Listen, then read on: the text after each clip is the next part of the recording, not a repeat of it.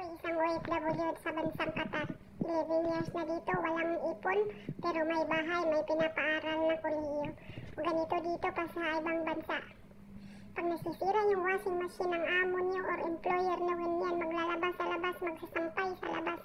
Buti na lang dryer lang ang nasira. Kung hindi, ganit. Kung hindi, laba Israel talaga sa labas. O, sampayan din ang pinakamalakas dito. Kailangan talaga may mga sampayan. Binibili ko sa Jamia yung mga ano na yan, tali-tali na yan.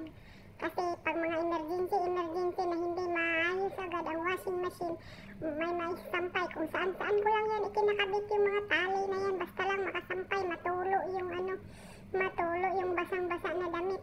Mahirap kasi yan i-dry na dryer na basang-basa. Baka makuryente tayo sa ilalim ng dryer. Sila kasi yung manual namin.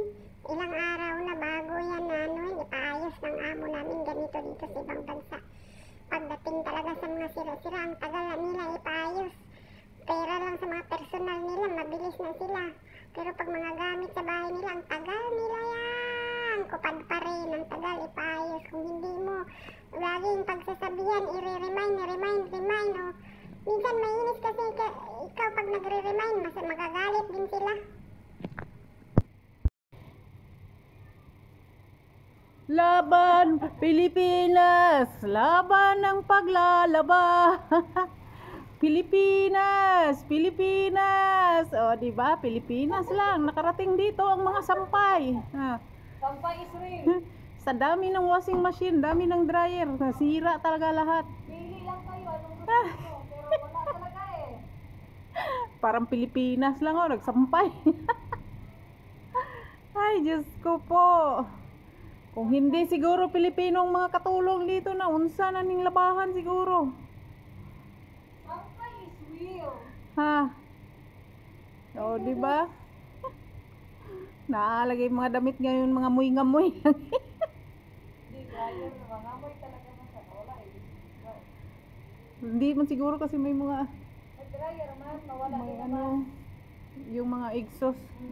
Kasama pang iring dito, nag-abroad ng iring dito. Dami ding iring pakalat-kalat dito. Akala nyo ha. Kalat-kalat lang siya. Pilipino lang talagang sakala mo. Dami sinapay. Laban Pilipinas. Dahil Pilipinas lang. O, diba? Ganyan talaga ang mga reality ng mga Pinay. Pag marunong kang dumiskarte, alam mo na. Walang tambak na labahin, no. At masira pa. Pag hindi ka maging madiskarte, Pag masira pa yung washing, yatak-yatakan mo na. Yung kagaya ginawa namin dati. ananakaw lang ka. Sige. Oh. Overuse kasi kayo ng washing machine na yan eh. Overuse. Sabagay, yung mga damit nila, wala mang niyan. Walang masyadong dumi, lalo pajama. May paipit-ipit pa si Mayura. Ha? Kana ako. Di ba? Akala nyo na kahit sa ibang bansa, nandiyan pa rin yung paglalaba. Kung ayaw mo matambakan ng labahan, Pag walang tubig yan, i-dryer na naman. marunong kang dumiskarte sa iyong sarili. Kalain mo yun. Tuwad-tuwad. Pilipino mo pa. Ganyan dito, kumpleto talaga dito, no? Dati ganito ako eh. Ako sa unang tis, nagawas kasi ito gapon sa rooftop ba? Magbuhat isang kaya dito para lang matulog. Ay, sa inyo pala, may roof. Diyan sa taas kasi may rooftop. Madumi mga rooftop dito. Magbuhat kasi sa inyo. Okay naman sa mong abot. Malinis yung rooftop doon. Hindi ati abog man. Ito, ganito yung gawain ko dati ganyan. Paraan naman. Ano kasi yun dati, may naman dati, dryer. Ang pag lang dito, dry na dry. Pag Maganda sana kung tag-init, kay mabilis. malamig ko. Mahina ang electricity ngayon. Hindi nagana yung solar. Ang centralized aircon lang ang sige.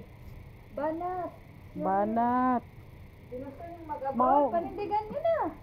Mayroon pa doon? Ito na, te. Ah, Hindi ko umalis sa tatay, te. hindi pa.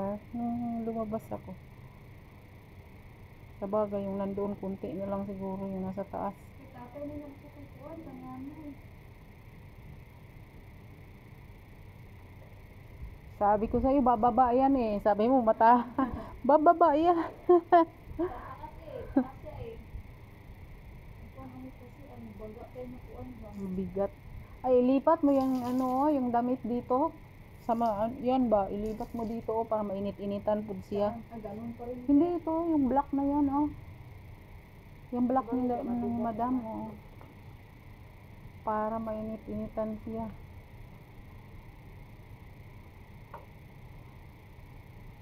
Magdasal na lang hindi maputol. Malas-malas yun, huwag maputol. Yung nilagyan mo, te. Hindi yan.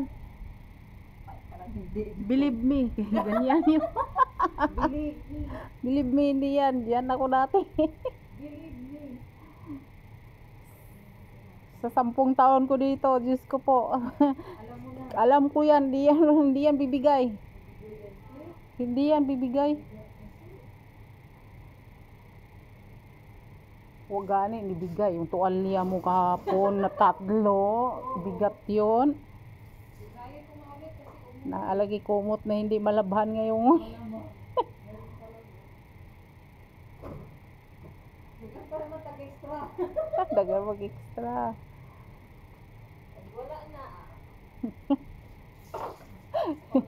May videographer. Sige. Ano dyan, makika?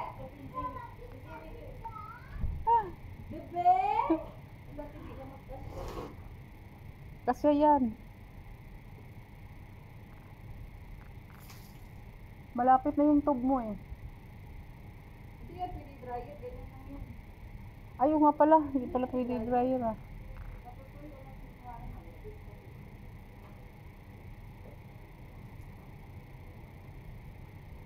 Yung mga maliliit mo doon, bawasan mo eh. Yung mo dito. Ipit. Yung maliliit na rin.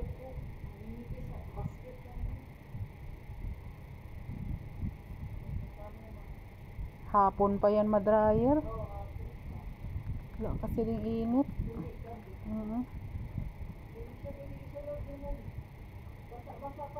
Yun yung dati, ganyan yung namin, pinasok. Di rin nagsilbi ang dryer. Mag-grind na, nabuang na. Ay ka. Yung kaya daw, makadapalit daw niya. Ano daw nang madalira kayo ng guba na nabuang. Ay, di maglaba para di maguba. Sapay. Ayun, sig mala-mala diha, Sep. Ay, balon na yun na una. Api, balon! Balon, Jamia!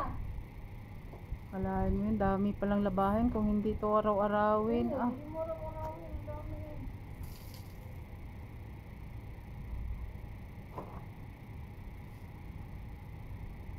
Ito, makatulo lang ba? Hindi pa to, matagal pa to, matulo. Kaya nga eh. Okay lang yung dryer ang masira.